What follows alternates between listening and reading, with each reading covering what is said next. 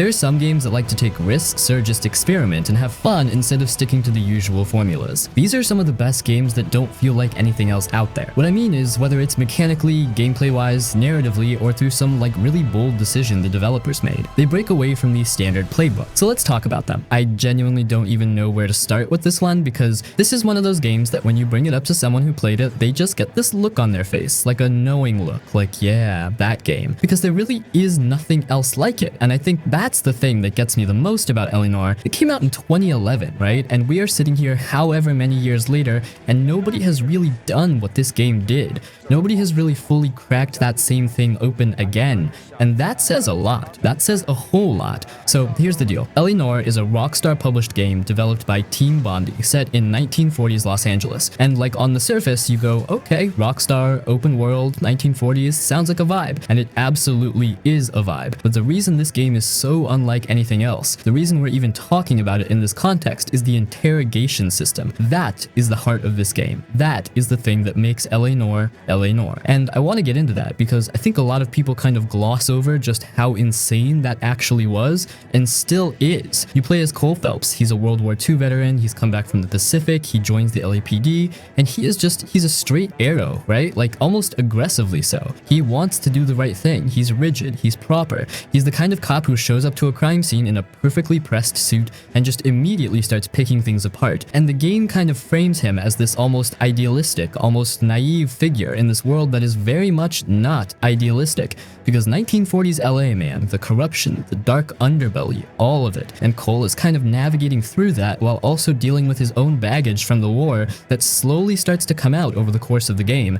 And I'll say, the story goes places you absolutely do not see coming. Like, the back half of this game kind of flips everything on its head, and I genuinely did not see it coming the first time I played it, but I'll get back to that. We've caught the motive.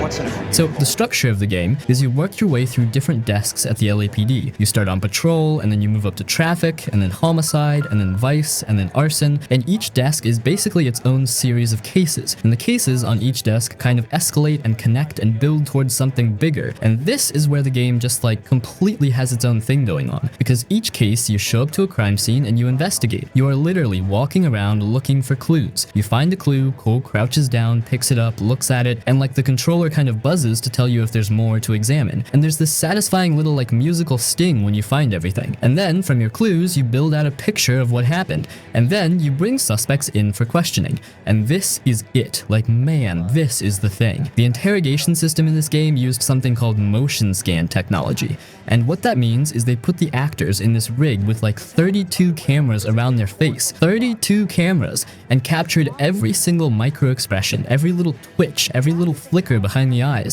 And then they put that into the game. And the result is these characters have the most realistic, most nuanced facial performances you have maybe ever seen in a video game. Still, to this day, like, people's faces in this game are genuinely more expressive and real than a lot of modern games coming out right now. It is wild. And the reason that matters is because the interrogation system asks you to read faces.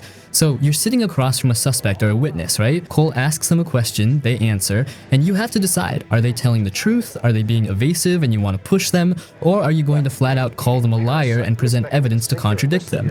And the game is asking you to look at their face and make that call. That's it. That's the mechanic. And it sounds simple, it is not simple. Because some of these performances are so good that you genuinely sit there going, wait, are they lying? Like, something's off, but am I sure enough to call them out? Because if you call someone a liar and you're wrong, Cole goes in too hard, he gets aggressive, the interrogation sours, and you can miss information. You can actually affect how a case goes based on how well you read people. Gage.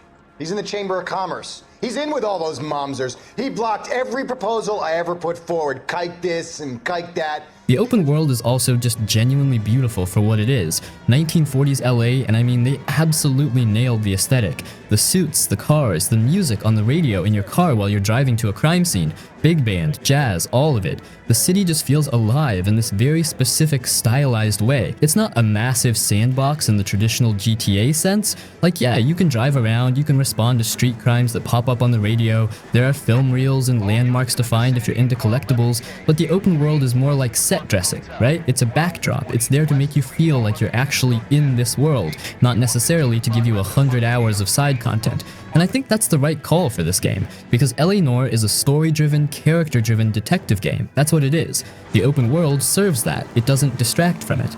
Now look, I'm not going to sit here and tell you this game is perfect, because it's not. The shooting sections, and there are shooting sections, there are car chases, physical altercations, action stuff, that stuff is the weakest part of the game. It's functional, it works, but coming from Rockstar's pedigree, like these are the people behind GTA and Red Dead, the gunplay feels a little stiff, a little dated, a little basic, compared to what you know they can do. And honestly, it kind of always slightly pulled me out of it when the game shifted into full action mode, because I just wanted to get back to the detective stuff. That's where my head was, that's where my heart was, and I think most people who love this game would say the exact same thing. Get away! Lose him! Give me something, Velasco, or I'll take you back to the cells and tell the whole station you're a child molester. How long do you think you'll last? Okay, I hear you. Pentiment? How do you pitch this to someone? Because on paper, it sounds like it could either be the most interesting thing you've ever heard, or you could immediately check out. And I think that's kind of the beauty of it, and also the challenge of it. But I'm here to tell you, if you give this game a real shot, if you sit down with it and you let it do its thing, Pentiment is genuinely one of the most remarkable, most singular experiences you can have in gaming right now. And I mean that. So let's set the stage. Pentiment is made by Obsidian Entertainment. Yes, that Obsidian. The Fallout New Vegas people, the Pillars of Eternity people, the Outer Worlds people. And I think what makes Pentiment so fascinating right out of the gate is that it is clearly a deeply personal passion project. Like, this is not a game made by committee. This is not a game where somebody in a boardroom looked at market trends and greenlit a concept. This is a game where the devs clearly had something he wanted to say, a world he wanted to build, a period of history he was genuinely obsessed with, and he just went and made it. And you can feel that in every single pixel of this thing. Every single word, every single frame. The game is set in 16th century Bavaria. We're talking 1518. We are right in the thick of the Protestant Reformation, right when Martin Luther is nailing things to doors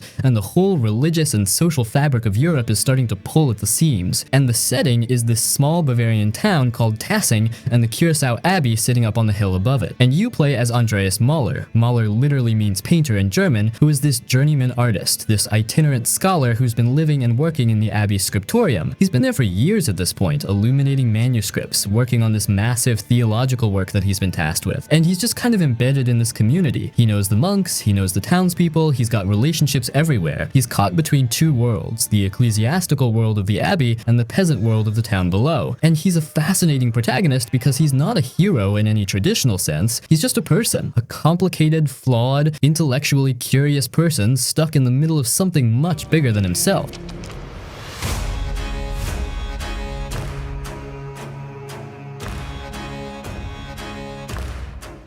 And what kicks off the plot is a murder. A nobleman is found dead in the abbey, and Andreas gets pulled into trying to figure out what happened. And I know, murder mystery, medieval setting, sounds like a familiar setup, but this game does something with that framework that is so much more layered and unexpected than you're ready for. Because this isn't really just a murder mystery, that's almost like the entry point, the hook to get you into something that's actually about so much more. It's about faith and doubt, it's about class and power, it's about who gets to write history and whose stories get told and whose get buried. It's about what it means to live in a community and what your choices ripple out and do to the people around you over time. And I mean over time literally, because this game spans about 25 years across 3 acts, and you watch this town and these characters age and change and live and die. And that is unlike almost anything else in gaming. And also, man, the art style, like an actual medieval manuscript. The whole game is rendered in this style that evokes the look of 15th and 16th century woodcuts and hand-illustrated books. The characters are these beautifully stylized figures that look like they literally stepped off the pages of a historical text. The environments are these gorgeous flat illustrations that feel like woodblock prints. And the text, and this is a text-heavy game, there is a lot of reading, the text actually changes style depending on who's speaking. Like monks have this beautiful calligraphy script, peasants and common folk have a rougher, more informal hand, scholars have their own specific style, and it makes every single line of dialogue feel like it belongs to a specific person in a specific world. It is one of the most cohesive, detailed, most intentional art directions I have ever seen in a game. There is nothing that feels out of place, nothing that feels like a shortcut. It all feels completely considered. Now, gameplay. And look, I want to be upfront about this because I think some people bounce off Pentiment for this reason. This is not an action game. There's no combat, there are no skill checks in the traditional RPG sense where you're rolling dice and things can fail. This is a narrative game, a story game. You are walking around, you are talking to people, you are reading, you are making choices. That is the gameplay. And at the beginning of the game, you actually build out Andreas's background, what he studied at university, where he's been, what his expertise is, and that shapes what information he has access to, what he notices, what he can bring up in conversation.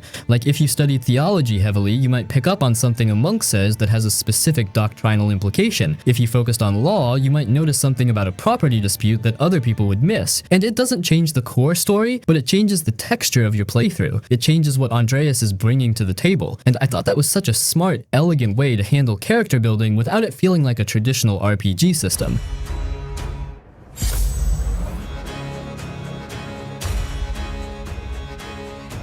The choices though, and this is the big thing, the choices in this game carry real weight, like genuine, no takebacks, this is now the history of this town weight. Characters die, people's lives are affected by the decisions you make, and crucially, you will never have all the information, you will never be totally sure. In the first act, you have to make an accusation. You've been investigating, you've been gathering clues, you've been piecing things together, and then you have to point a finger at someone. And I genuinely sat there for probably 5 minutes just staring at the screen, because I wasn't sure. I had a strong suspicion, I had reasons, but I wasn't certain. And the game is designed that way on purpose, because it's reflecting something true about history, about how often in history the wrong person got blamed, how often guilt and innocence were determined not by truth, but by circumstance and bias and power. The game is also pretty short by some standards. You're probably looking at somewhere between 12 and 15 hours, depending on how much you explore and how much you read. And I think some people might hear that and go, oh, okay, that's it. But honestly, I think that's the exact right length for what this game is. It doesn't pad anything out. Every hour feels purposeful. I'll say this, Pentiment is not for everyone, and I don't mean that as a knock. I mean it genuinely. If you need action, if you need mechanical complexity, if sitting and reading dialogue for stretches is something that takes you out of it, this game is probably not your thing, and that's okay. But if you are the type of person who loves history, who loves a beautifully written story, who appreciates craft and intentionality in game design, who wants to play something that feels genuinely different from literally everything else on your shelf, just go get this.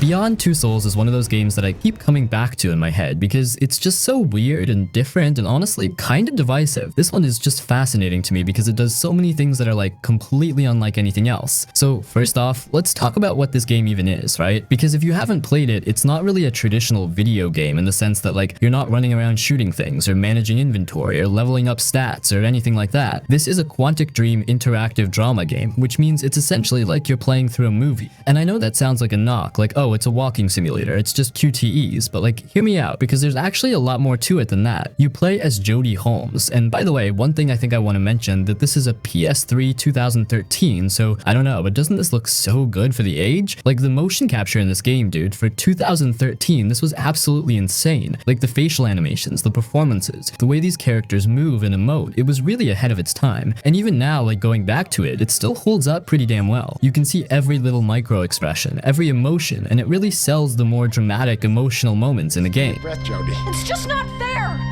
How come everyone can go and I can't? But here's where Beyond gets really interesting and really unique. You're not just playing as Jodie, you're also playing as Aiden, who is this supernatural entity that's been connected to Jodie since birth. And this is the hook, man. This is what makes the game so different. Aiden is like this ghost, this spirit, this thing that can move through walls, possess people, interact with the environment in ways that Jodie can't. And the game lets you switch between controlling Jodie and controlling Aiden at almost any time, and you have to use both of them to solve problems, to get through situations, to survive. And the gameplay gameplay with Aiden is actually really cool. Like, you're floating around in this ethereal form, you can move through barriers, you can see the world from a completely different perspective, you can possess people and make them do things, sometimes good things, sometimes really dark things depending on your choices. You can interact with objects, move things around, protect Jodie, attack enemies. There's this whole push and pull dynamic between what Jodie can do physically and what Aiden can do supernaturally. And when the game leans into that, when it really explores that relationship and those mechanics, it's genuinely compelling. Now, the story structure is wild because it's completely non-linear. Like, the game jumps around Jodie's entire life from when she's a little kid all the way through her teens, her 20s, different periods of her life, and it's all out of order. You'll be playing a mission where Jodie is working for the CIA doing some crazy covert op, and in the next chapter you're playing as 8-year-old Jodie trying to deal with bullies at her birthday party. And at first, this can be really jarring and confusing, like, wait, what's happening? When is this? How does this connect? But as you play through it and the pieces start coming together, there's actually something really interesting about experiencing her life this way. You see the consequences of events before you see what caused them. You see Jodie at different stages dealing with trauma and growth and all this heavy stuff, and it creates this unique narrative experience.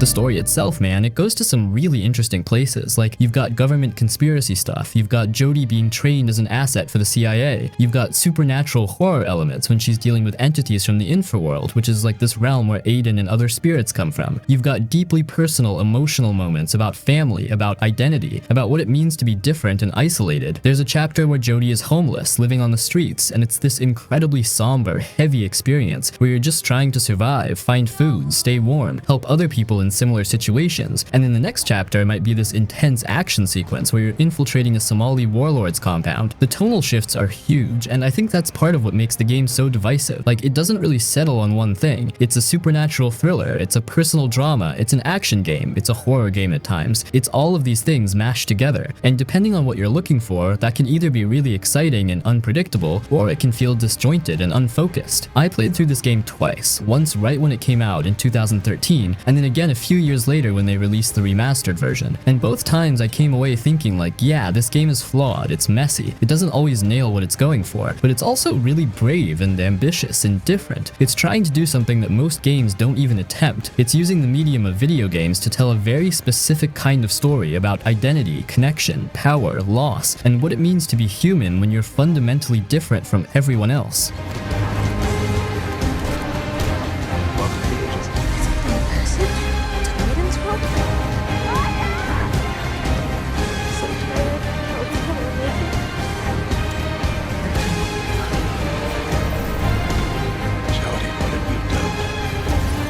Man, this is that game that I think doesn't get talked about enough, and it's weird because when it came out in 2016, it was like this big Xbox exclusive. Microsoft was pushing it hard, Remedy Entertainment was coming off of Alan Wake and Max Payne and all that, and people were hyped, but then the game came out and it kind of just existed for a bit and then faded away, you know? And I think that's a shame because Quantum Break is doing some really unique, ambitious stuff. So first off, this is a Remedy game, and if you've played any of their stuff, Max Payne, Alan Wake, Control, you know they have this very specific style. They love mixing genres, they love meta-narratives, they love weird supernatural stuff, and they absolutely love their cinematic presentation. And Quantum Break is like all of that turned up to 11, because this game isn't just trying to be cinematic, it literally has a TV show built into it, like actual live-action episodes that play between the acts of the game. And we'll get to that, because that's wild, but let me talk about the actual game part first. You play as Jack Joyce, and the setup is pretty straightforward sci-fi stuff. Jack's old friend, Paul Serene, has been working on this time machine experiment, and he brings Jack in to help with the demonstration. And of course, everything goes wrong, the machine malfunctions, time starts breaking down, and both Jack and Paul end up with time manipulation powers. But they're on opposite sides of this conflict because Paul has seen the future, he knows time is ending, and he's trying to control the situation through his massive corporation, Monarch Solutions. Meanwhile, Jack is just trying to survive and fix this mess and stop Paul from making everything worse. And right there, that's the hook of the game. Time is literally breaking down.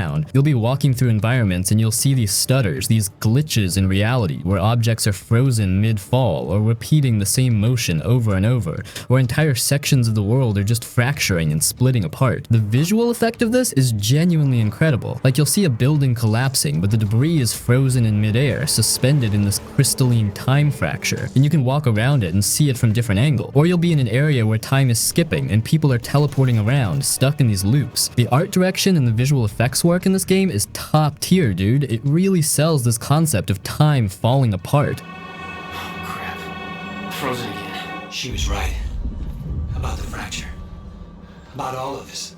Now the gameplay is third-person shooter stuff, but with time powers, and this is where the game gets really fun. Jack has multiple different time abilities, and they're all super satisfying to use. You've got time stop, where you can create this bubble that freezes everything inside it. Enemies, bullets, objects, and you can shoot into the bubble and all those bullets will just hang there suspended, and then when the bubble collapses, everything hits at once. It's so cool to freeze a group of enemies, pump a bunch of rounds into the bubble, and then watch them all get hit simultaneously. You've got time dash, which is basically like a quick teleport dodge. You can zip around the battlefield, get out of danger, reposition instantly. Feels great, it's super responsive, and once you get the hang of it, you're zipping around combat arenas like a maniac. Then there's time shield, which creates this protective bubble around you that slows down incoming fire, so bullets are crawling toward you and you can see them coming and react. And time blast, which is like this explosive wave that you can charge up and release to knock enemies back and do damage. The combat in Quantum Break, when it clicks, when you're combining all these powers together, moving through encounters fluidly, it feels amazing. You're stopping time, dashing behind enemies, blasting them, creating shields, and it all flows together in this really satisfying way. The game gives you these arena-style combat sections where you're fighting waves of Monarch troops, and you have to use the environment, use your powers creatively, manage your cooldowns, and it can get pretty intense.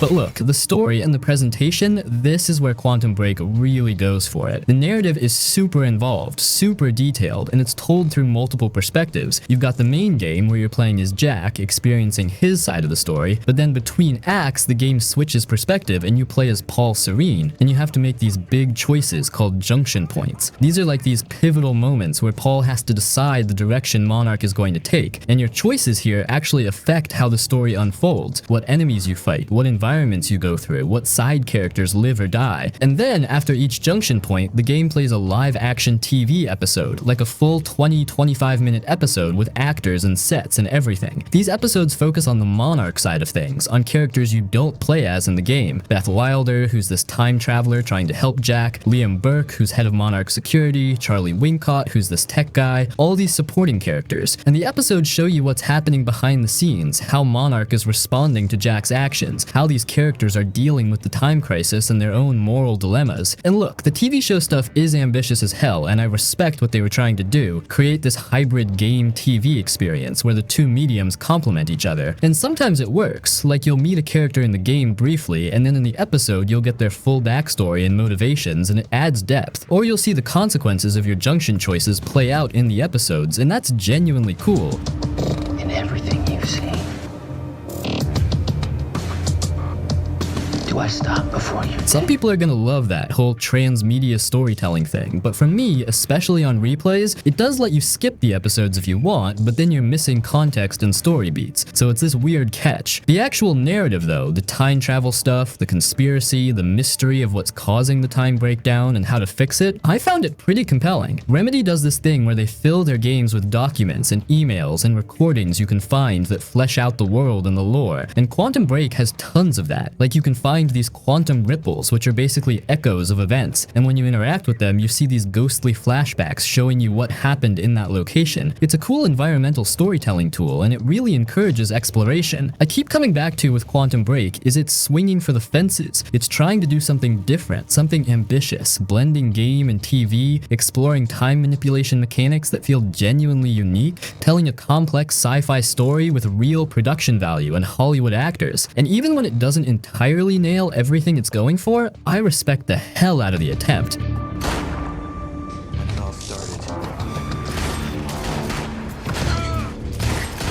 This is a game that could only exist at a certain time, you know? Like Microsoft was throwing money at Xbox exclusives, Remedy had the creative freedom to try this weird hybrid experiment, and they went for it. And we don't really see games like this anymore. Everything is either huge open world games, or live service stuff, or safe sequels. Quantum Break is this standalone, self-contained, deeply weird sci-fi action game with a TV show built into it, and that's just inherently interesting. If you like Remedy's style, if you enjoyed Control or Alan Wake, you'll probably really dig Quantum Break because it's got that same DNA. Supernatural powers, complex narratives, lots of lore to dig through, strong presentation. If you're into time travel stories and you want to see a game really explore those mechanics and concepts, this is one of the best examples. And if you're just looking for something different, something that feels unique, even if it's flawed, Quantum Break is absolutely worth it giving a chance.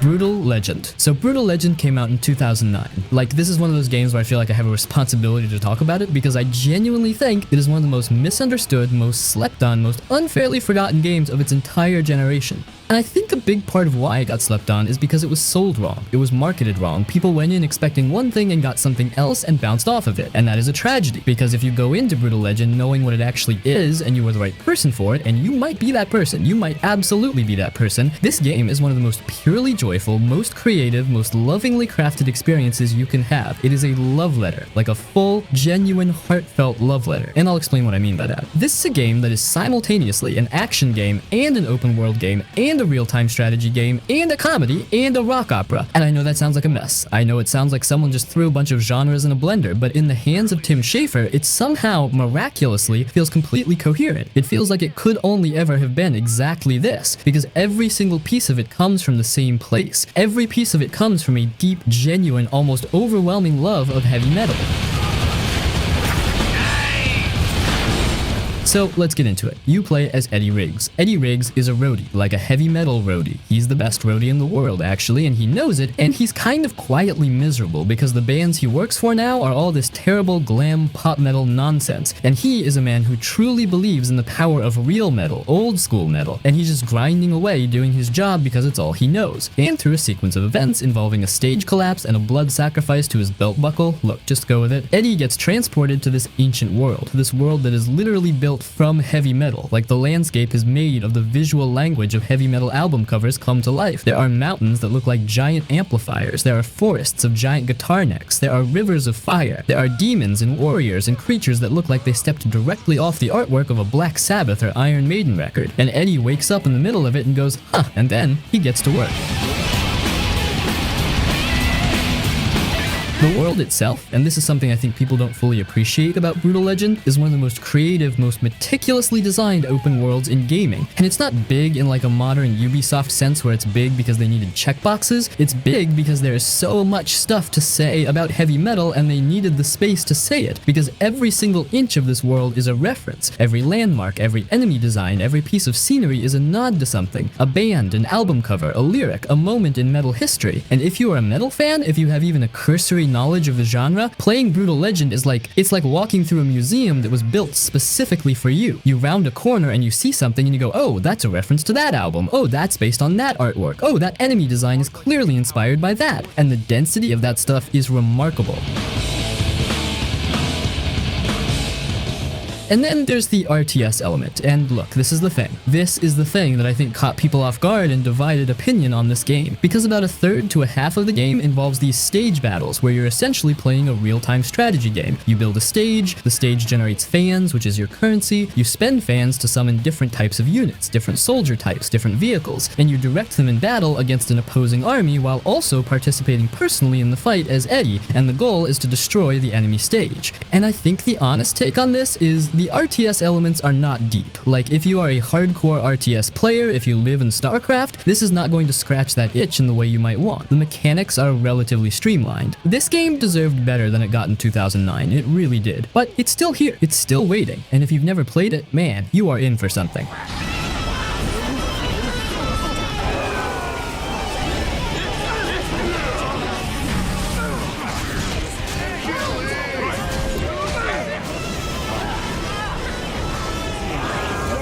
This is the kind of game that grabs you by the guts, rips out your expectations, and reshapes them into razor-sharp claws dripping with conspiracy and carnage. This thing came crashing out in June 2009, same summer as Infamous, which created this beautiful bloodbath of comparison and competition. Cole versus Alex, Lightning versus Biomass, Hero versus, well, something decidedly not heroic. And that's the beautiful brutality of Prototype, right? This isn't your typical power fantasy where you're saving civilians and kissing babies and protecting the innocent. No, dude, you are the infection. You are the apocalypse in a hoodie. You're Alex Mercer. Well, sort of. And you wake up on a morgue slab mid-autopsy with no memory, no morals, and absolutely no chill. Because here's the twisted truth, the sinister secret at the center of this whole mess. Alex Mercer is dead, having died in Penn Station after he released the virus that killed a whole hell of a lot of people. The thing walking around in Alex's skin, wearing his memories like a mask, that's the blacklight virus itself, sentient and searching, a walking weapon of mass destruction that thinks it's a man.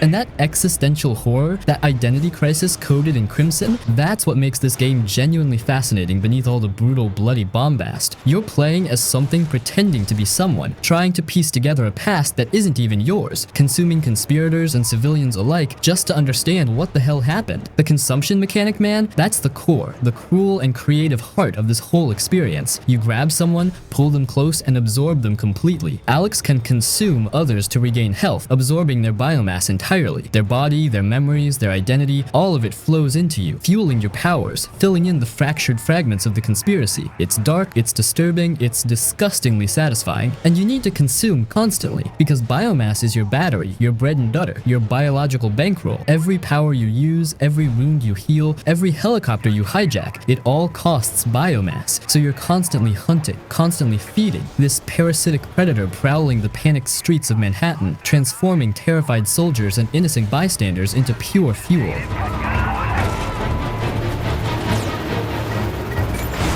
The powers themselves, dude, they're spectacular, savage, utterly over the top in the best way. You've got claws, these massive knife-like talons that can cleave through concrete and carve through tanks. The blade, a single sword-like appendage that's sharp enough to slice helicopters in half mid-flight. The whip fist, this telescoping tentacle of terror that you can use to grab enemies from distance, yank pilots out of choppers, or just sweep through crowds like a biological wrecking ball. Hammer fists transform your hands into these colossal, concrete-crushing clubs. Muscle mass amps up your already absurd strength to superhuman, super ridiculous levels where you're throwing tanks like toys. And my personal favorite, the shield and armor powers that let you plow through military blockades like butter, bullets bouncing off you while you're sprinting at speeds that would make the Flash flinch. The combat is chaotic, creative, completely unhinged. You're fighting the military, Blackwatch soldiers, marines, tanks, helicopters, all trying to contain you. And you're fighting the infected, zombified citizens, grotesque hunters that can match your moves, and these massive boss creatures that require real strategy to take down. And the beautiful thing is you can approach fights however you want.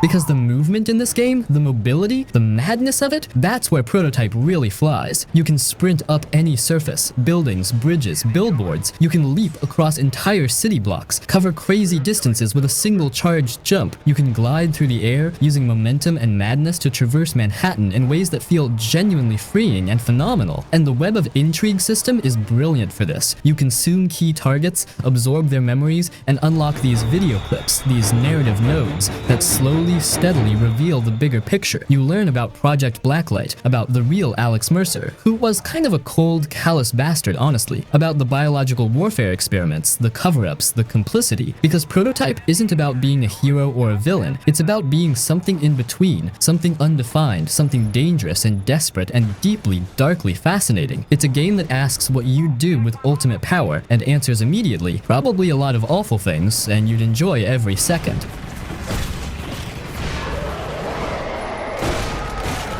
So yeah, Prototype. Born from the same studio that made the Incredible Hulk Ultimate Destruction, built to be bigger, bloodier, more brutal and biomechanical. It's ugly, it's violent, it's morally murky and mechanically messy, but it's also bold, brilliant in its brutality, unforgettable in its unapologetic embrace of chaos and consumption. If you want a game that lets you be genuinely gloriously destructive, if you appreciate dark stories about identity and evolution, if you're tired of games that pull their punches and want something that swings with savage strength, Prototype deserves your time, your attention, your biomass.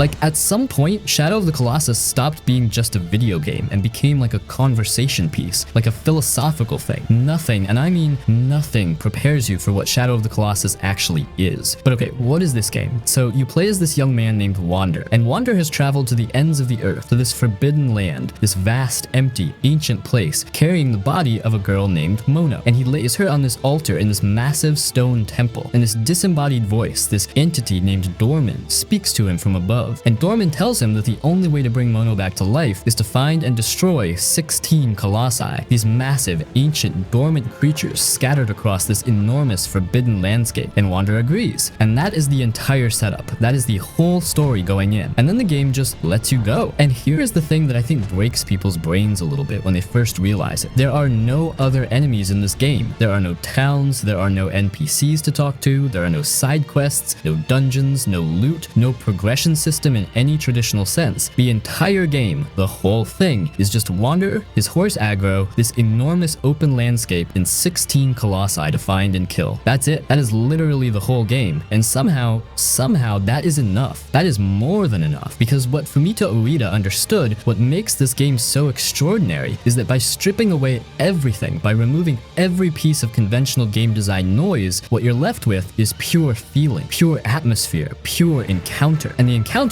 are unlike anything you've ever experienced. Because finding a Colossus, actually tracking one down, is its own whole thing. You go back to the temple, you hold up your sword in the light, and the light refracts and beams toward the direction of the next Colossus. And then you ride. You ride across this world on Aggro, your horse. And the world is just, it's enormous and empty and gorgeous and melancholy and ancient feeling. Like every inch of this landscape feels like something happened here a very long time ago and then everyone left. There are ruins everywhere, crumbling bridges, overgrown stone structures, dried up lake beds, forests, cliffs, deserts, all of it just sitting there, quiet and still.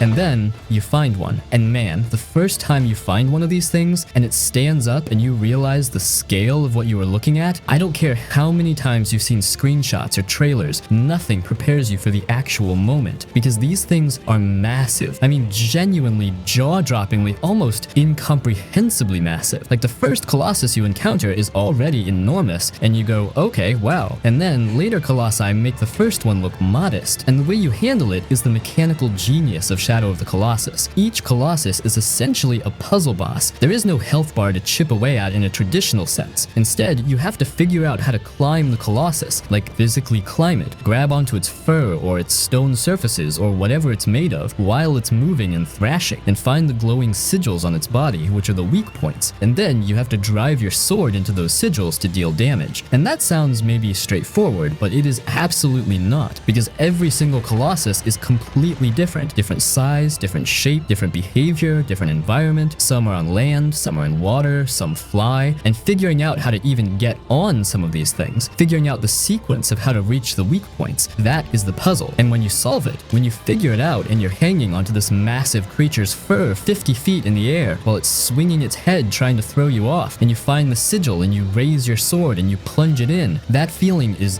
indescribable. Like there is a physical, almost primal satisfaction to it that just does not exist anywhere else in gaming.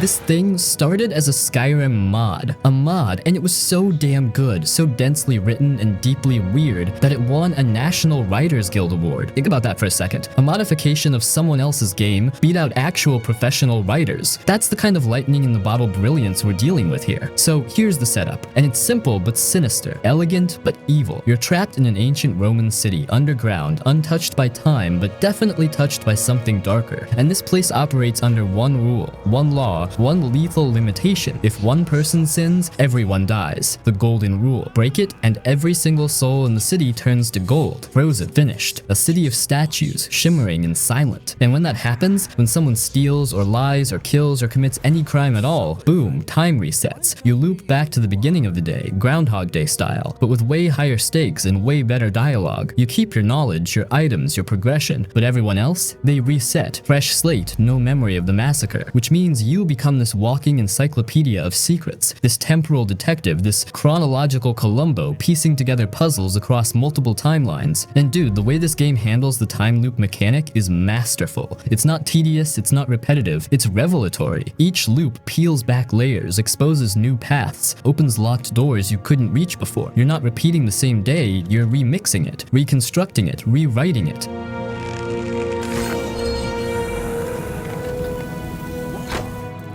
The city itself is this claustrophobic masterpiece of marble and mystery. 23 characters, give or take, each one distinct, each one damaged in their own delicious way. You've got Galerius, the magistrate, trying to maintain order in a place where order is ordained by otherworldly oversight. You've got Sentius, the slippery slumlord who's clearly hiding something sinister beneath his smiles. Decius, the drunk. Opius, the healer. Aquisha, the priestess. Every single person has secrets stacked on secrets, lies layered over lies. And here's where the game gets gorgeous. The gameplay isn't about combat or quick reflexes or twitchy trigger fingers. It's about conversation. It's about asking the right questions, reading between the lines, catching contradictions, connecting dots that don't seem connected at first. This is a detective game disguised as a philosophical thriller, disguised as a historical adventure. It's Knives Out meets Memento meets a really good episode of The Twilight Zone, all wrapped in Roman robes and rendered in Unreal Engine. The dialogue system is deceptively deep. You can't just button mash through conversations and expect to succeed. Say the wrong thing, push too hard, reveal knowledge you shouldn't have yet, and characters will shut down, refuse to talk to you for that entire loop. And in a game where information is the only currency that matters, losing access to a character because you ran your mouth is genuinely punishing in this subtle, smart way. Count on you to figure out who's about to break the golden.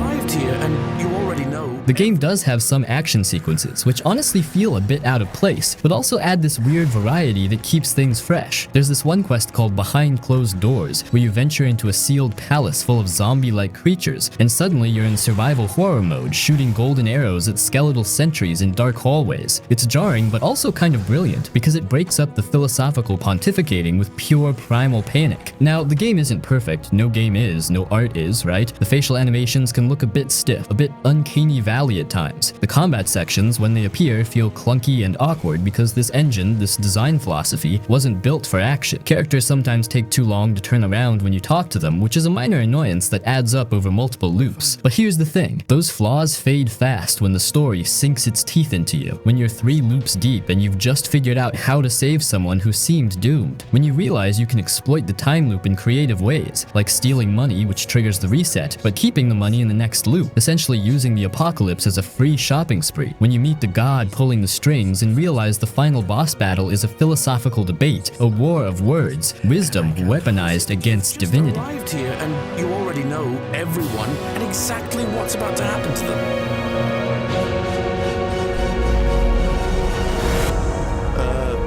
Salve, friend.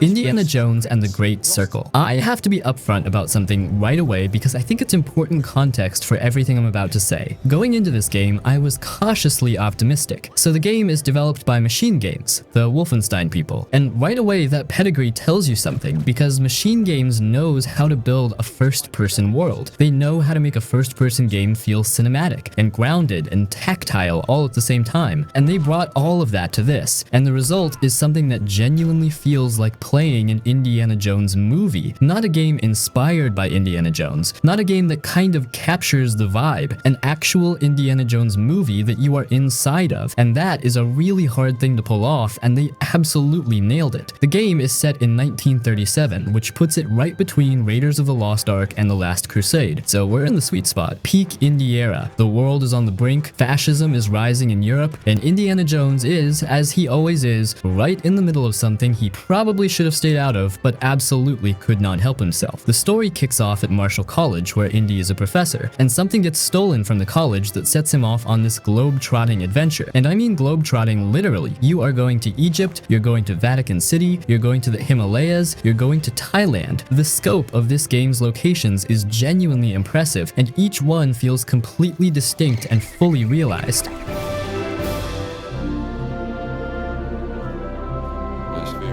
And the story itself, it involves this mystery around something called the Great Circle, this ancient alignment of sacred sites around the globe. And there are Nazis involved, obviously, because of course there are. And there's this villain, Emmerich Voss, who is this Austrian archaeologist, and he is a genuinely great antagonist. Like, he's got this quiet, intellectual menace to him that makes him feel like a real Indiana Jones movie villain. He's not cartoonish, he's not over the top. He's just deeply, methodically wrong in this very dangerous way. And the cat and mouse between him and Indy over the course of the game is really well done. Now, let's talk about how this game actually plays, because I think this is where it gets really interesting and really specific to why it belongs on a list like this. The Great Circle is a first-person game, and that is a choice that I think some people were skeptical about initially, because Indiana Jones is such a physical, cinematic character. Like, so much of what makes Indy cool is watching him, watching the whip, watching the physicality, watching the expressions, and making that first person seem like maybe you'd lose something. But what Machine Games understood is that first person actually puts you inside the experience in a way that third person couldn't. When you're in a tight corridor and there are guards everywhere and you're trying to sneak through and your heart is actually beating a little faster, that's first person doing something third person can't do. When you crack the whip and it wraps around something and you swing across a gap and the wind is in your face, that's first person. When you're in a fist fight and you're throwing haymakers and blocking and dirt's flying and it's chaotic and desperate, that is first person. And the fist fights in this game, man, the fist fights. Okay, so the combat in this game is really intentionally designed around the idea that Indy is not a superhero. He's not a trained killer. He's an archaeologist who is really good at improvising and really good at not dying. And the game reflects that. You can use your fists, you can use your whip, and you can pick up and use environmental objects, and there are a ton of them. Like, you can grab a frying pan, a bottle, a shovel, a fish, literally a fish, to fight with. And the melee combat has this very specific, weighty, scrappy feel to it. Like, Indy doesn't move like a fighter. He moves like a guy who's been in too many bar fights and figured out how to survive them. And there's a focus system where you can line up a really satisfying punch that has this incredible, impactful feel to it. And the sound design on the combat is just, it's so good. Every punch lands with this meaty thwack. Every crack of the whip sounds exactly right. It feels like a 1930s adventure serial come to life, and it rules.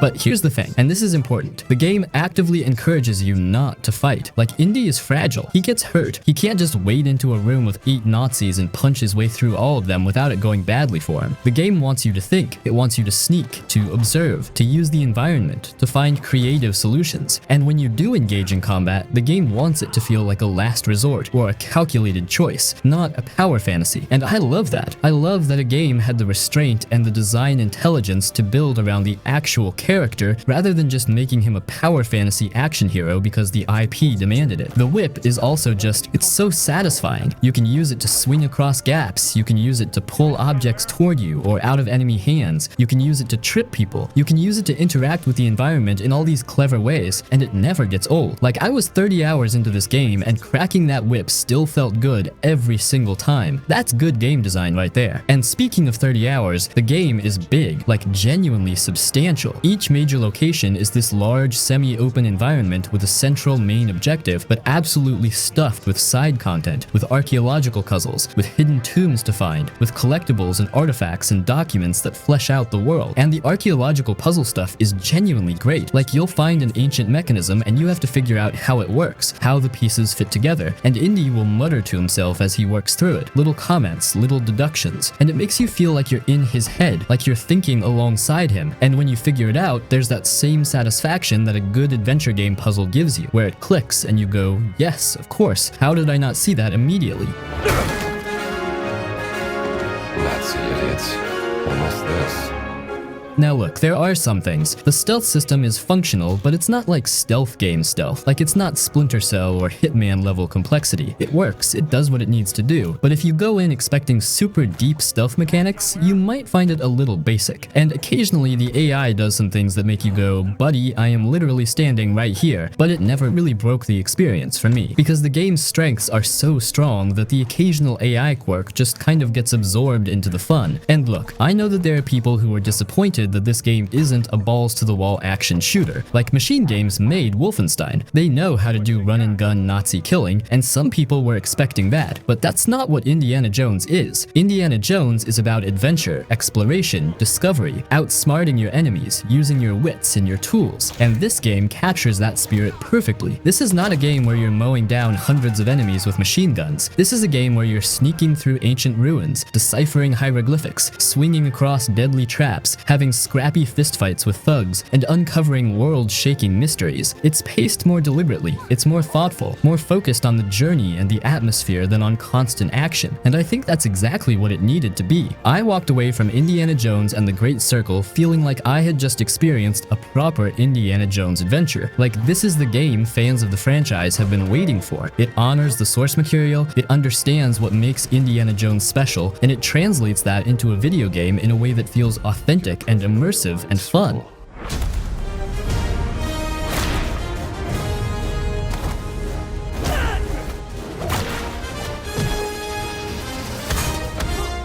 I've had run-ins with these guys before. Trust me.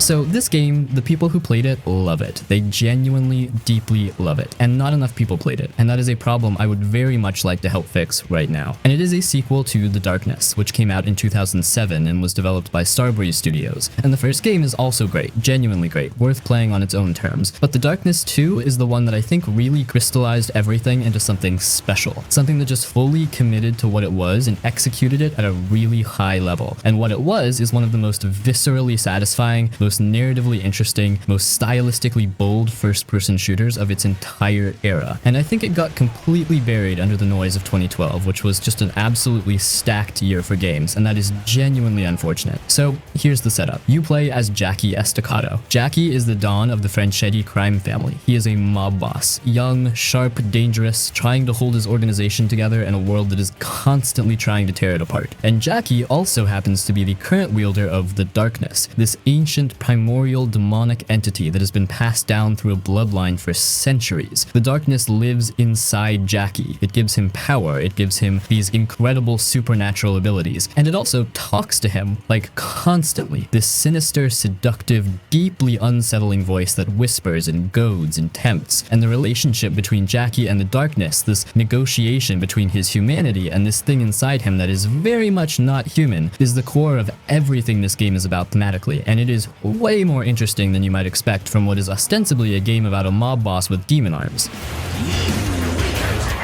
Now, the gameplay, because this is where The Darkness 2 does something that I genuinely think has not been replicated properly since, and it drives me a little crazy that nobody has really followed up on it. Because the core mechanical concept of this game is quad wielding. And I know that word gets thrown around, but let me actually explain what that means in this context, because it is wild. So you have two hands, normal hands. You can hold guns in those, standard first-person shooter stuff. But The Darkness gives Jackie these two massive demonic tentacle arms, the Darkness arms, that extend out from his back on either side, and you control all four simultaneously. Left trigger fires your left gun, right trigger fires your right gun, left bumper controls the left Darkness arm, right bumper controls the right Darkness arm. And the Darkness arms can do a lot, like a whole lot. You can use them to grab enemies and throw them. You can use them to pick up environmental objects like a dumpster, a car door, a wooden pallet, and use them as shields while you're still shooting with both hands. You can use the Darkness arms to impale enemies on environmental hazards. You can grab a live enemy and use them as a human shield while dual-wielding pistols around them. You can grab an enemy and let the Darkness just... And this is brutal, I want to warn you, this game is extremely violent. Let the Darkness devour their heart, which restores your health.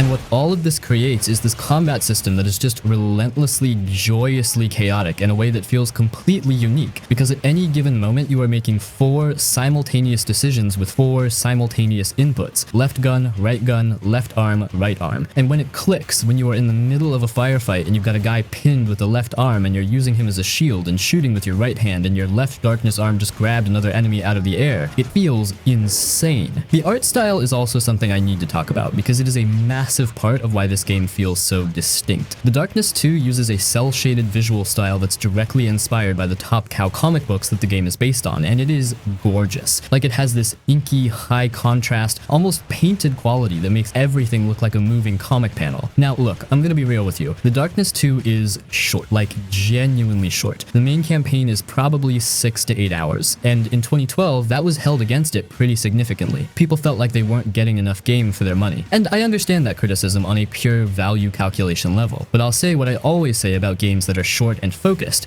6 to 8 hours of this is better than 15 hours of something patterned and unfocused.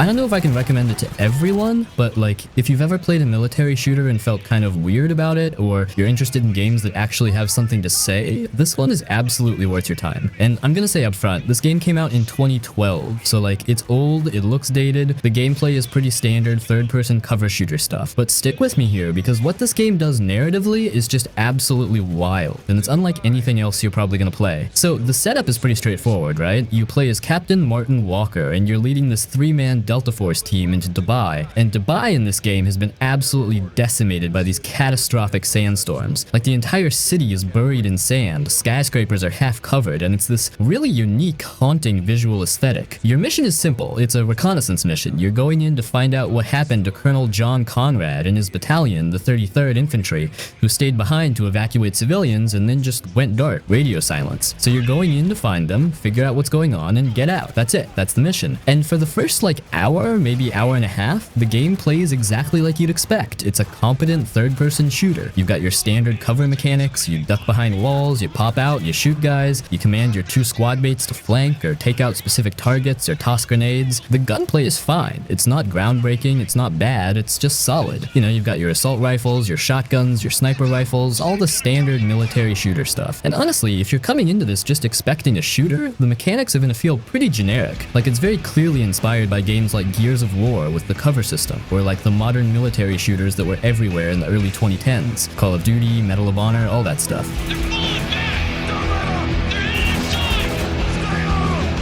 But here's the thing, and this is where Spec Ops: The Line absolutely separates itself from every other military shooter. The game is deliberately designed to feel generic at first, because it's setting you up for what comes later. The game is doing this whole descent into madness narrative that just gets darker and darker and more messed up as you progress. And I'm trying not to spoil too much here, but like, the game starts questioning you, questioning your actions, questioning why you're even playing this game and doing these things. There's this moment, and anyone who's played this game knows exactly what I'm talking about, the white phosphorus scene. And I'm not going to describe it in detail because experiencing it yourself is important, but it's one of those moments in gaming that just like, it stopped me cold. Like, I put the controller down for a minute after. The game forces you into a situation where you think you're doing the right thing, you think you're being the hero like you are in every other military shooter, and then it shows you the consequences of your actions in this really visceral, really uncomfortable way. And the thing is, the game doesn't give you a choice to avoid it. You have to do it to progress. And that's the point. The game is commenting on the fact that in these military shooters, you just follow orders. You just do what the game tells you to do and you never question it. Let's just keep moving.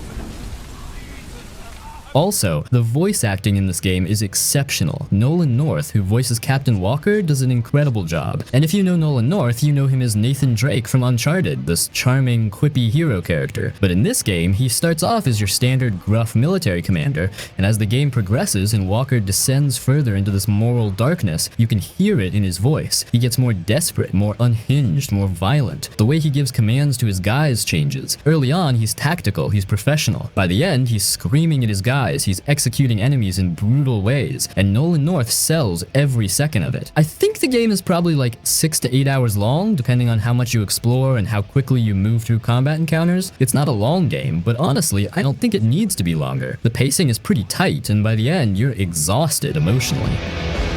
1. This is Captain Martin Walker. 2. Requesting immediate evacuation of Dubai. 3. Survivors. Death Stranding. This one is a whole thing. Like, this is not just a game I need to tell you about, this is almost like a conversation I need to have with you. Because Death Stranding is maybe the most divisive, most argued about, most passionately defended, and passionately criticized game of the last decade. And I have thoughts. I have a lot of thoughts. And I think if you are the right person for this game, and you genuinely might be, it is going to be one of the most singular, most affecting, most unforgettable experiences you have ever had with a video game. And if you're not the right person for it, you're gonna put it down after 5 hours and go, I don't get it. What is this? And both of those outcomes are completely valid. But I want to try to explain why this game exists, what it is actually doing, and why it belongs on a list like this more than almost anything else. Because there is nothing, and I mean nothing, like Death Stranding. Nothing before it, nothing since it. It is completely alone in what it is. So Death Stranding is set in a future America that has been devastated by an event called the Death Stranding. And the Death Stranding has essentially torn apart the boundary between the world of the living and the world of the dead. And as a result, these creatures called BTs, beached things, these invisible, oil-black, ethereal entities from the other side now roam the landscape. And if a BT catches you and swallows you, it triggers a void out, a massive antimatter explosion that craters the earth. And on top of that, there's this phenomenon called timefall, rain that accelerates the aging of anything it touches. So the rain corrodes your equipment, it destroys roads and infrastructure, it ages you at an accelerated rate if you stand in it too long. And the result of all of this is that America has basically collapsed. Cities and settlements exist in isolation, underground or in sheltered bunkers, completely cut off from each other. There are no supply chains, no communication networks, no connection. America is fragmented and dying and alone.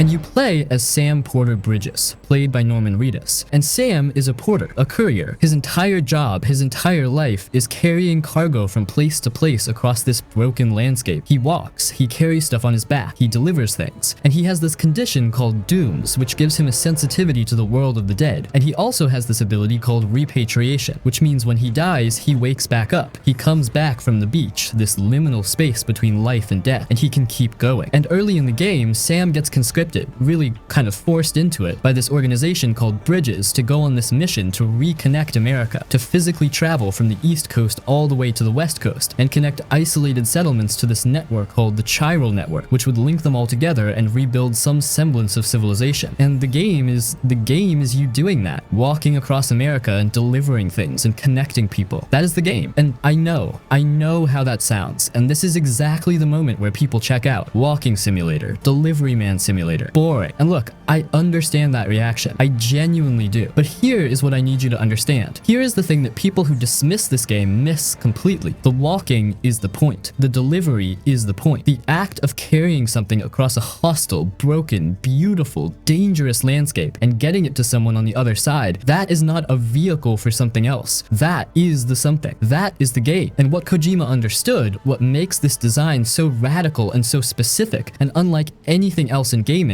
is that by making the traversal the core loop, by making the journey the thing rather than a means to an end, he creates this experience that is meditative, intense, and physically engaging, and emotionally resonant in a way that nothing else in gaming achieves. But if any part of what I've described sounds even remotely interesting to you, if the idea of a meditative, atmospheric, thematically rich experience that asks you to find meaning and satisfaction in small acts of connection and perseverance sounds appealing, then Death Stranding might be one of the most important games you ever play.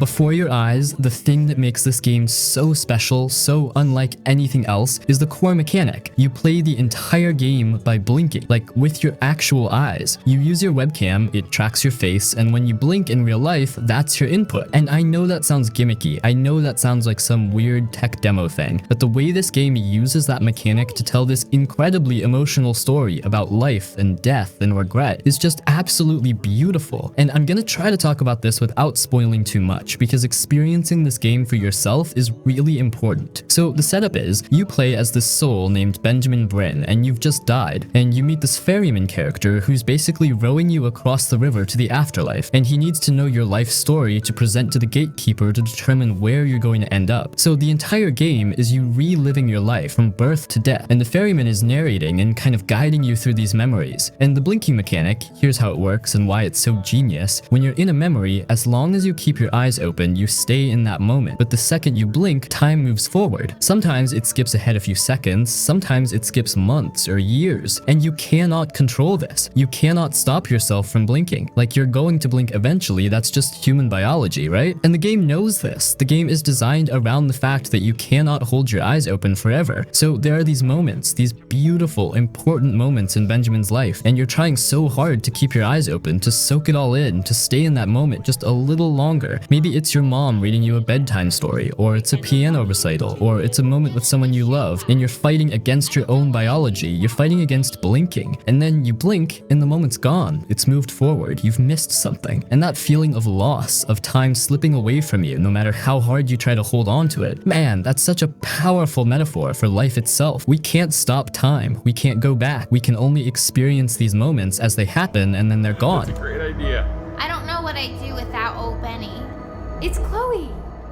The game is only about 90 minutes long, maybe 2 hours if you really try to keep your eyes open and stretch out every moment. And honestly, that's the perfect length for what this game is trying to do. It's a short life, that's kind of the point. You go through Benjamin's entire life in less time than it takes to watch a movie, and that brevity just hits different, you know? It makes you think about your own life, about how fast time moves, about the moments you've missed or taken for granted. There are different types of scenes in the game. Sometimes you're in these moments where blinking just moves time forward naturally. You're a kid playing in your room, you blink, now you're a little older, playing with different toys, you blink again, now it's your birthday party. Other times you're in these more scripted moments where the game wants you to see something specific, so it won't advance until you've experienced that beat. I think this game is important because it does something with the medium of video games that you literally cannot do in any other medium. You can't make a movie where the audience's blinking affects the narrative. You can't do this in a book or a TV show. This only works as a video game, and that's so cool to me. It's one of those games that reminds me why I love this medium, why games can be so special when developers are willing to take risks and try something completely new.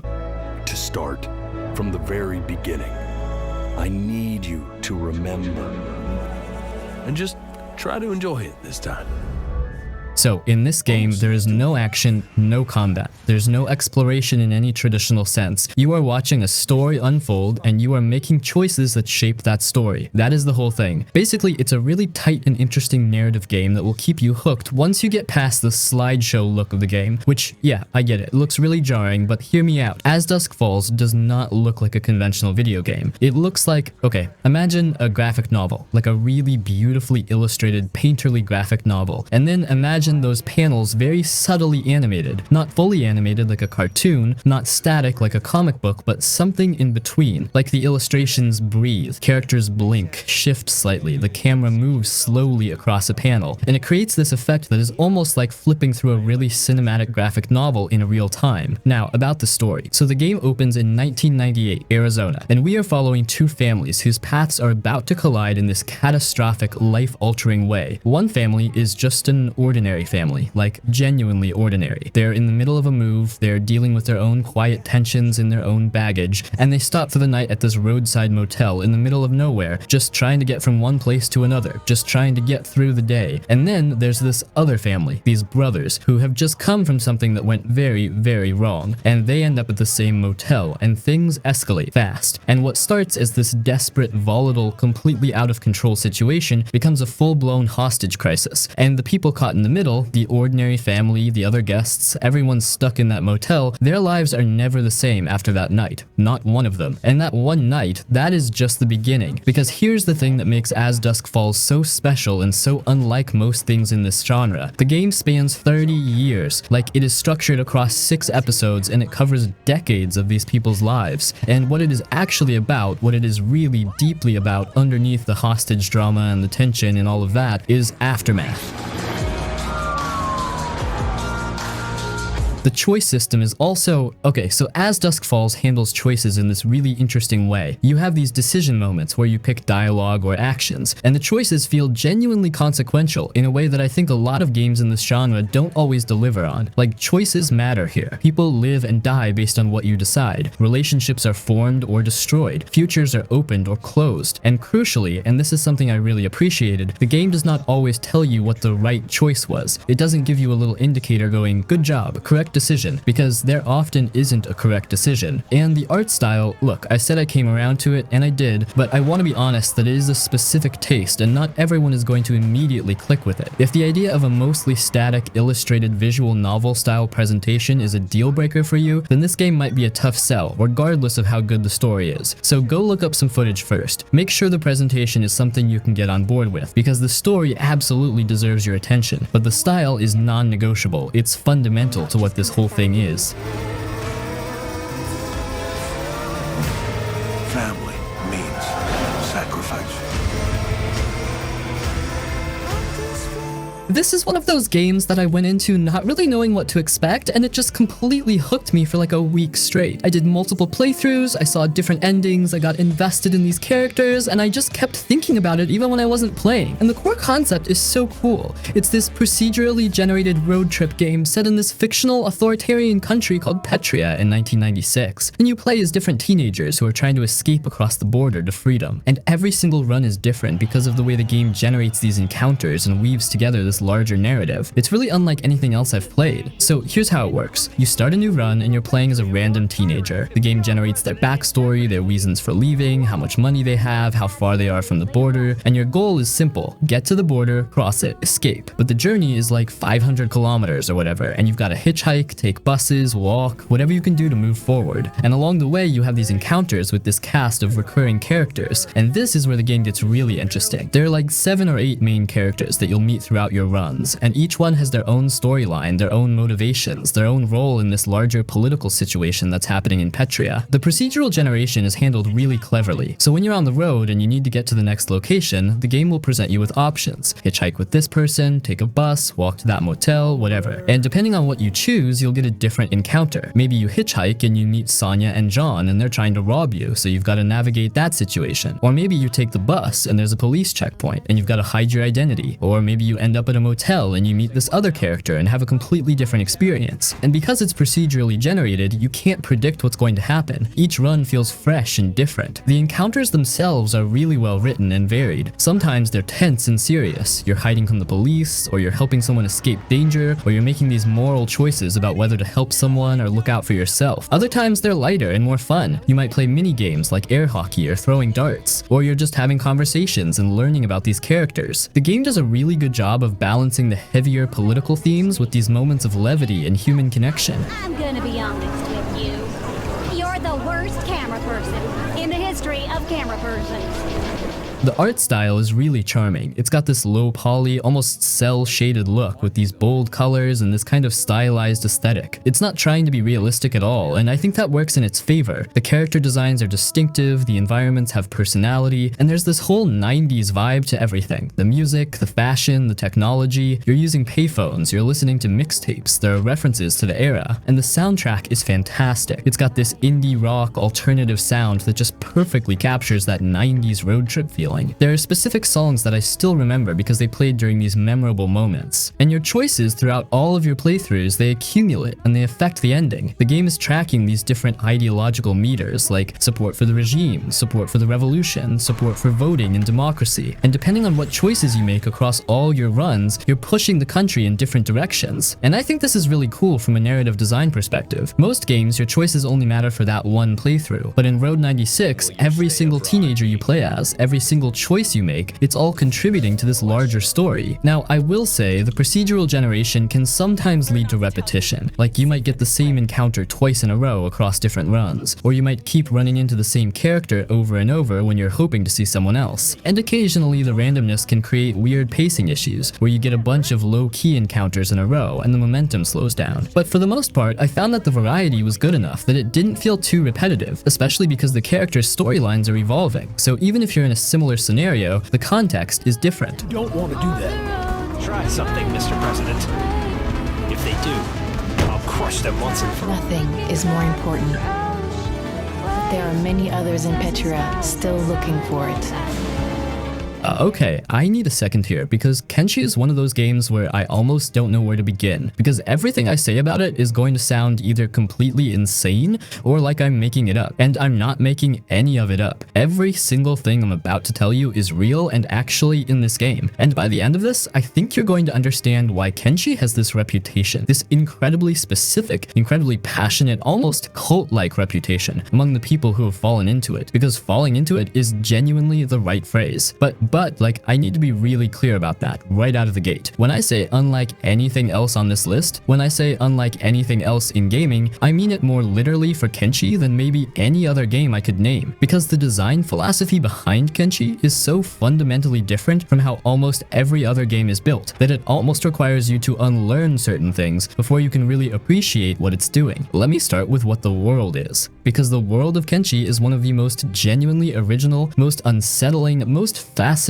settings in all of gaming, and I think it deserves some real attention. Kenshi takes place on this planet, not named, just a planet, that is essentially a post-apocalypse. Like, whatever catastrophe happened here happened so long ago that there is no memory of it anymore. There is no civilization rebuilding. There is no hopeful resistance. There is no prophecy or chosen one or arc of history bending toward redemption. There is just this world, this blasted, hostile, deeply strange world of desert and dust and ruined ancient technology and warring factions and things that want to eat you. And the factions are all genuinely weird and genuinely unsettling in this very specific way. Like, there are these skeleton people, ancient robots from whatever civilization came before, just walking around trying to exist. There are these religious zealots who believe that eating any kind of meat is an abomination. There are slavers. There are cannibals, like actual organized cannibal societies with their own culture and their own economy based on eating people. There are these warrior monks, there are bandits and outlaws and bounty hunters, and none of these factions are simply good or evil. They all exist in this morally gray, deeply uncomfortable world that feels like it was built by someone who read a lot of weird science fiction and then just let it all ferment in their brain for a decade.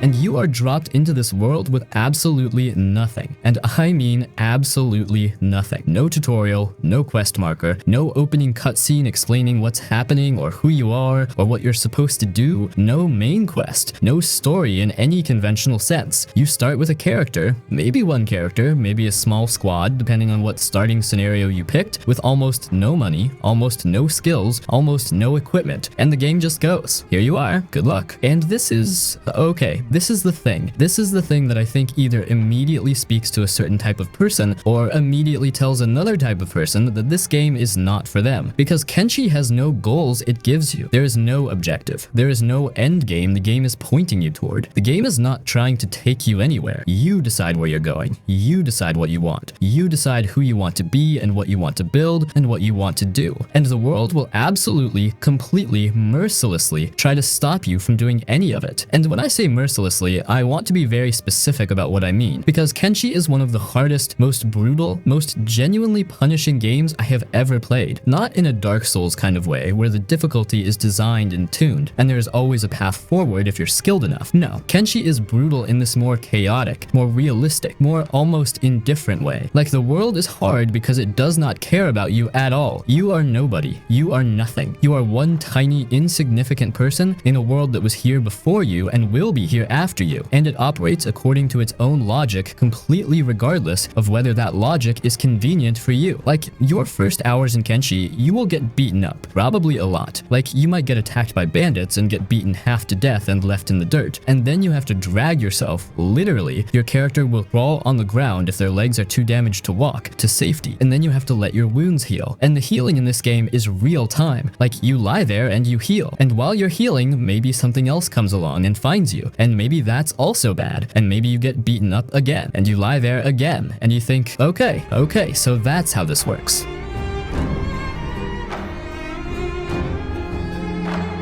The base building is also this whole enormous thing that opens up as you progress. You can find a location, and finding a good location is its own whole strategic consideration because different regions have different resources and different levels of danger, and you can build a base. And building a base in Kenshi is this deeply involved, deeply satisfying process of constructing buildings and setting up production chains and assigning your squad members to different jobs and managing food and water and power and defending against raids, because raids come. Now look, I have to be real with you because it would be dishonest not to be. Kenshi is rough. Like, technically, visually, in terms of user interface, it is rough. The graphics are not impressive by any modern standard. The animations can be janky. The UI is this dense, complicated, not particularly intuitive thing that takes actual time to learn. And none of it diminishes what this game is, because Kenshi is one of those rare cases where the rough edges are almost inseparable from the soul of the thing. Like, the jank and the weirdness and the occasional total absurdity are part of what makes it feel alive.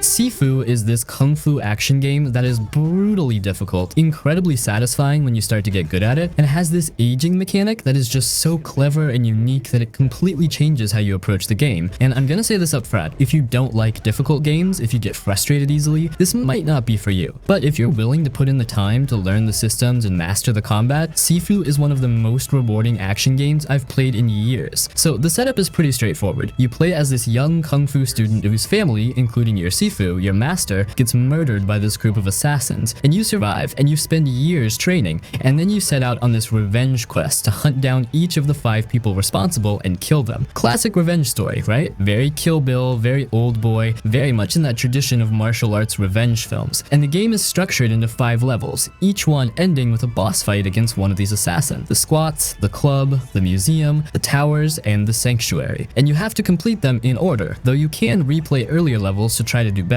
Now, here's where the game gets unique, the aging mechanic. You have this magical talisman that brings you back to life when you die, but every time you die, you age, and the amount you age depends on your death counter. So the first time you die in a run, you age 1 year. Die again, you age 2 more years. Die again, 3 more years. And this keeps going up, capping at 10 years per death. So if you keep dying over and over, you're going from like 20 years old to 30 to 40 to 50 to 60 to 70. And once you hit 70 and die one more time, that's it. Game over. You have to start the whole run over. And this creates this incredible tension because early on, you're going to die a lot. You're learning enemy patterns, you're figuring out the combat system, you're getting your ass handed to you. And every death makes you older, makes you closer to permanent death. But here's the clever part. As you age, your stats change. When you're young, you have more health, but you do less damage. As you get older, your health decreases, but your damage output increases. So there's this trade-off. Getting older makes you more fragile, but you hit harder. And you have to balance this throughout the entire run, deciding when it's worth it to die and age up versus when you need to restart because you've aged too much.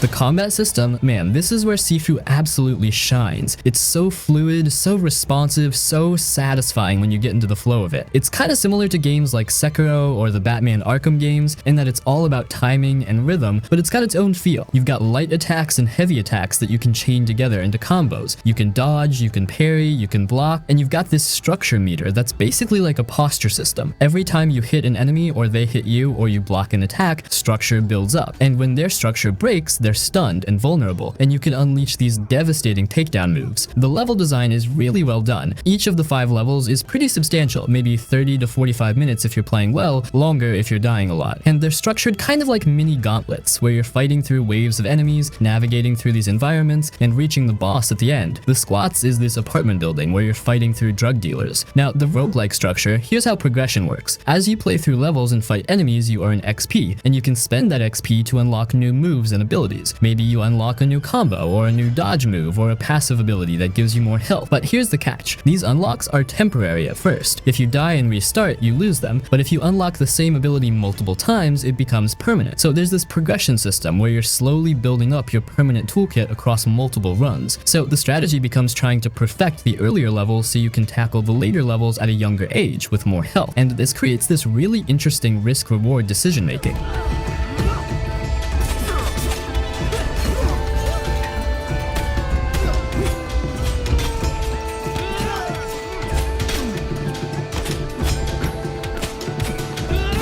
So the year is 1807. You work for an insurance company. You are an insurance adjuster. And a ship, the Obra Dinn, a merchant vessel that disappeared years ago with its entire crew, has just drifted back into port, empty. No survivors, no explanation, just this ghost ship that sailed back out of nowhere. And your job, your literal job, is to go aboard, figure out what happened to every single member of the crew, document everything, and submit your report to the insurance company. That is the assignment. That is your entire purpose in this world. And it sounds, I know, it sounds dry on paper. Insurance adjuster boards ghost ship. But what it actually is, in practice, is one of the most gripping, most intellectually engaging mystery experiences I have ever had in any medium. Not just in games, in any medium. Because here's the tool you have. You have a logbook, a beautiful, detailed, illustrated logbook that catalogs the ship's crew, the passengers, the officers, everyone who was aboard. And you have this pocket watch, this magical, impossible pocket watch that when you find a body, or the remains of a body, or the place where someone died, and you open the watch, you are transported back to the exact moment of that person's death. You experience a frozen tableau, this perfectly still 3-dimensional diorama of the exact moment they died, and you can walk around it, examine it from every angle, take in every detail, and then you hear it. The last 60 seconds of their life play out in audio. Just audio, voices, sounds, the specific noises of that moment, and then the scene snaps back to frozen stillness. And you have to figure out who this person is, how they died, and who or what was responsible. And that is the entire game. That is the loop. Find remains, use the watch, experience the last moment, walk around the frozen scene and absorb every detail, listen to the voices and the sounds, and then go back to your logbook and try to piece together what you just witnessed. And it is, look, I'm going to use a word and I want you to take it seriously. It is intoxicating, like genuinely, properly intoxicating, because every single moment is a puzzle, and every single puzzle connects to every other puzzle, and slowly, painstakingly, gloriously, the full picture of what happened on the ship starts to come together.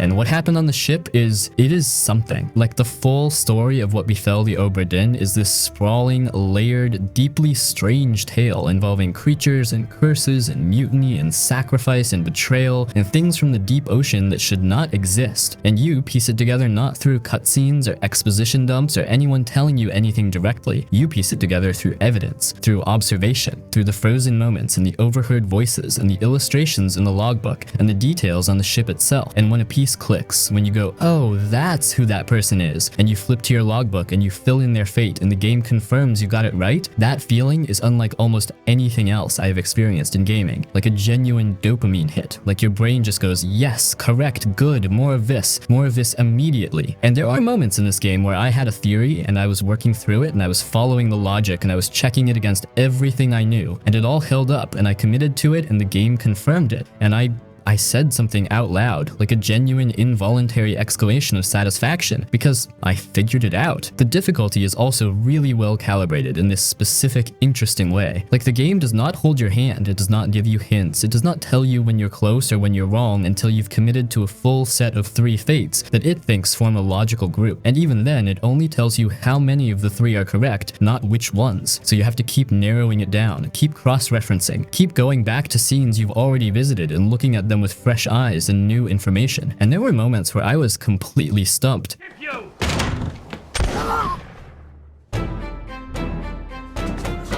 The art style is also, okay, this is another thing that is completely unlike anything else. Lucas Pope made this game look like an old Macintosh computer game, like a 1-bit dithered black and white aesthetic. And I know that sounds like an extremely limiting visual choice, and in the hands of anyone else it probably would be, but the way Pope uses light and shadow and dithering in this style, the way he creates depth and texture and detail within these constraints is genuinely masterful. The whole thing will take you somewhere between 8 and 15 hours depending on how methodical you are and how quickly things click for you. And I will say, do not look anything up. I know that can be tempting when you're stuck. I know the urge to just check one thing is real, but resist it. Resist it completely, because every answer you find on your own is worth 10 times more than an answer someone handed you. This game is designed to be solved. Every mystery has a solution. Every fate can be determined from the evidence available. Keep rowing! Where is Let them go!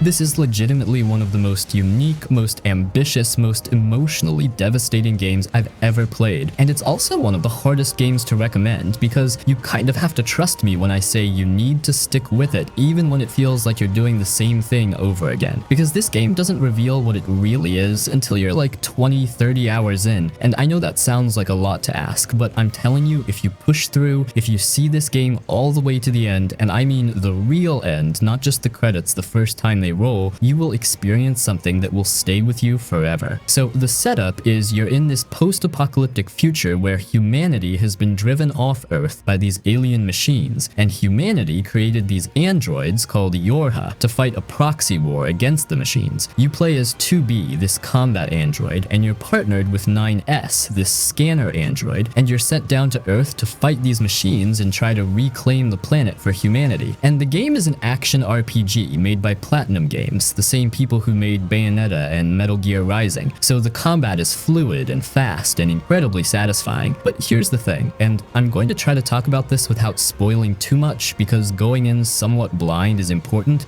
The game is structured into multiple routes, multiple playthroughs, and each one adds new context and new perspective and new story beats. The first playthrough, Route A, you play as 2B and you go through this story about fighting machines and uncovering mysteries about what's really happening on Earth. And you get to the end, you see credits, and you might think, okay, that's the game. But that's not the game. That's like a third of the game.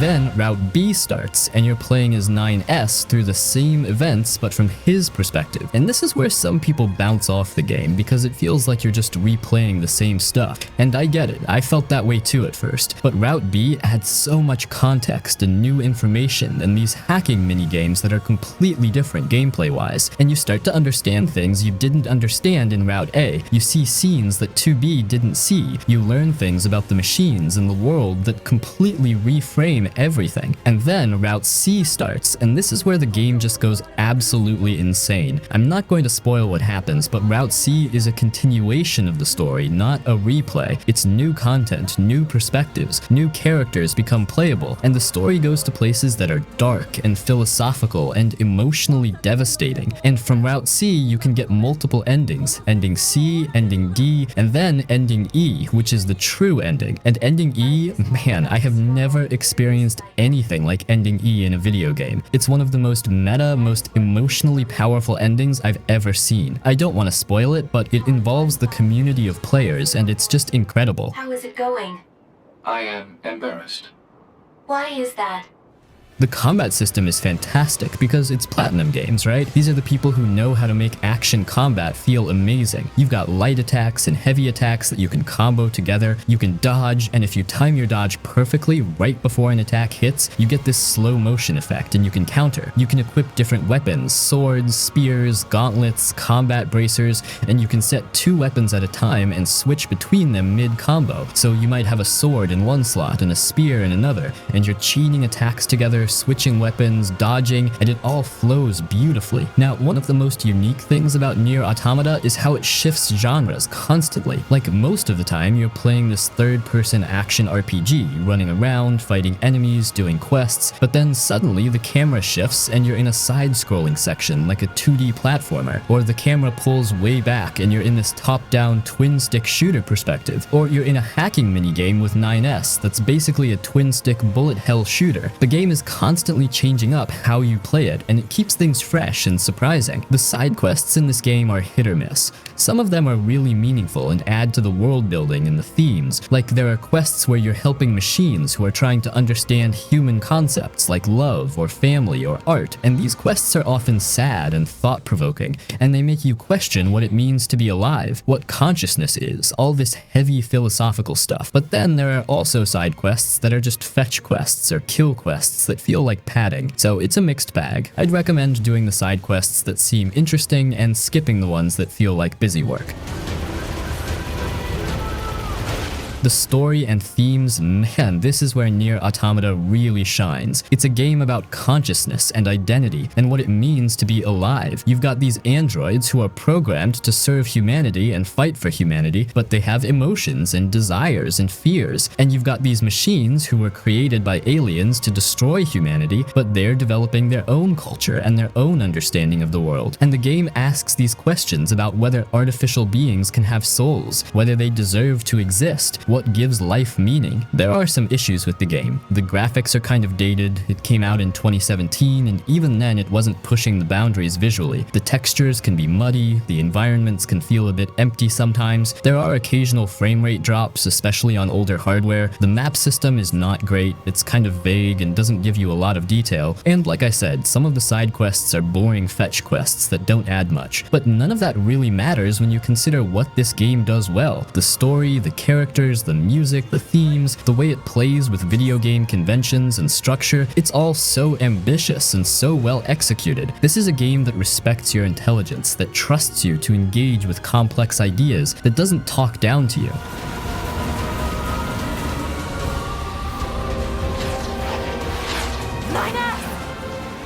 We're soldiers. We take pride in our